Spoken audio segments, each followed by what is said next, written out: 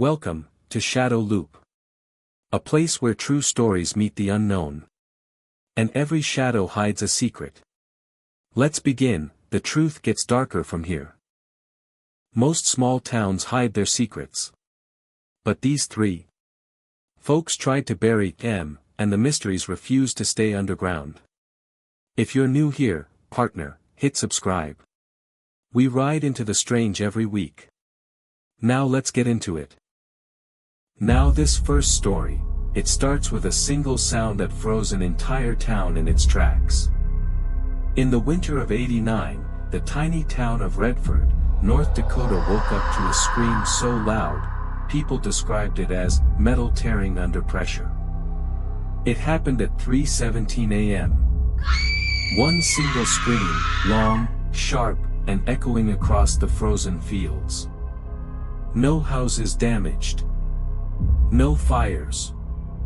No accidents. But everyone felt it, like it vibrated inside their ribs. Police searched for 18 hours. Nothing. No footprints in the snow. No signs of struggle. Not even animal tracks. The creepy part. The scream seemed to come from everywhere and nowhere. Witnesses said, "It sounded like it was right next to me, and a mile away at the same time." A week later, the sheriff reviewed emergency logs and found something chilling. Every phone line in town registered a call at 3:17 a.m. But not from the residents. To them. A blank, frozen signal. As if something tried to reach every household at once. Scientists later suggested it wasn't human, possibly seismic. But no seismic activity was recorded within 200 miles. The town still calls it the night the planes yelled back.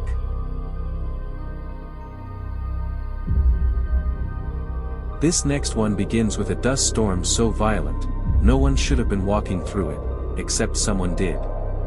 This one happened near Winslow, Arizona, the kind of place where tumbleweeds outnumber people.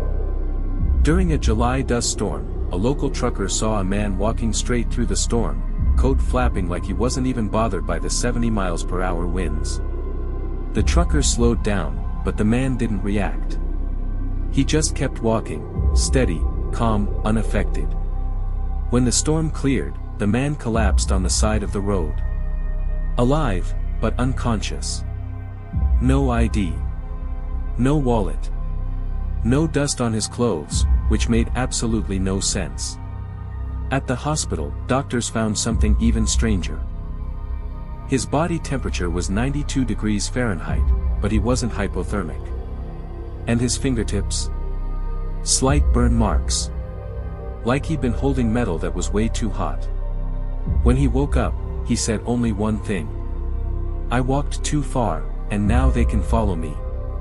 Then he had a seizure and lost all memory. Fingerprint search. No matches in any US database. Missing persons? None. Foreign registries? Zero. The sheriff said. It was like he appeared out of the weather itself. Weeks later, security cameras picked up two bright flashes of light near the same highway mile marker. No explanation. No follow-up. And the man was transferred to a mental facility, name still unknown. And our final story takes us deep into the Tennessee woods, where an old cabin hides a secret far stranger than ghosts. This story comes from rural Tennessee, deep woods, steep hills, where cell service today is still a rumor. In '74, hunters came across an abandoned wood cabin with something strange inside. Every wall was covered in mirrors. Floor to ceiling. Even the inside of the pantry door. The sheriff's report says the mirrors were all handmade, not store-bought, and each one had a tiny marking scratched behind it. A date. Almost 200 dates. Spanning 30 years.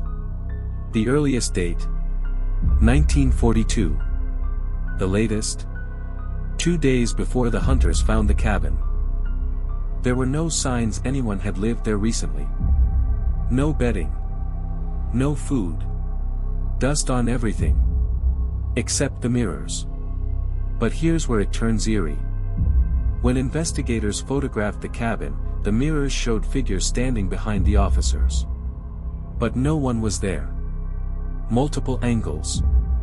Multiple cameras. Same issue. Experts claimed the photos were reflection warping. Locals had a different theory. The mirrors weren't showing reflections. They were showing whoever stood in the cabin last on the marked dates. Like a visual diary, stored in the glass. One deputy quit after reviewing the pictures. He said one of the mirrored figures was standing too close, like it knew I couldn't move. The cabin was burned down in 1975 by unknown arsonists. But locals say the mirrors were never found in the ashes. Now before we wrap up tonight's ride, I've got one more for you. A little bonus story from Texas that still freaks out the folks who lived through it. And trust me, this one sticks with people. In 2008, families in a tiny Texas town began hearing 3 slow knocks on their bedroom windows right before sunrise. Always the same pattern.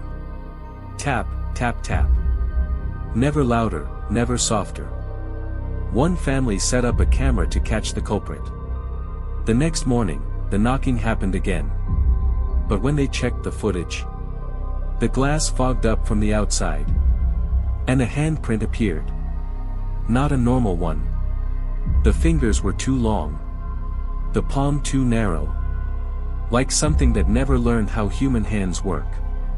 Another neighbor shined a flashlight outside during the knocks. And swore they saw a tall figure near the fence that collapsed into the ground like smoke the moment the light touched it. The sheriff checked every home reporting the knocking. No footprints. No pry marks. But every window had the same eerie stretched handprint. Always on the glass facing east. Locals say it wasn't trying to get in. It was trying to warn someone. And whatever it was, it never knocked twice on the same house. If you enjoyed these eerie true stories, hit that subscribe button. We post new shadow loop mysteries every week. And trust me, the next one gets even stranger.